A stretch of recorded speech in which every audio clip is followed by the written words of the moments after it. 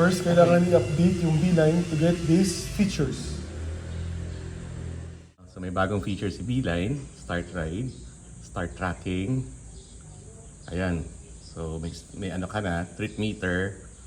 And then may speedometer ka pa. So 'di ba pag nagdo-drive ka minsan sa vibration hindi mo na halos mabasa yung analog display mo. Very ano, 'di ba? Very natural yung posisyon. Digital na yung speedometer mo. Na hindi nasisira yung forma ng bike. Tapos pwede pa rin siya gumana as a navigation device. Nice. Diba? Ayos Get ba? your Beeline at Moto Market. Moto Market, Moto World Moto shops. World. Okay, thank you. Mag-end ng ride. Ayan. So may bagong feature si Beeline, update nyo lang yung app.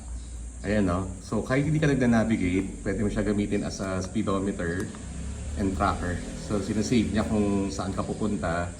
And then, so ito yung trip meter mo, elapsed time. Ayan no. So pwede mo gamitin yung speedometer, hindi ka natitingin sa baba.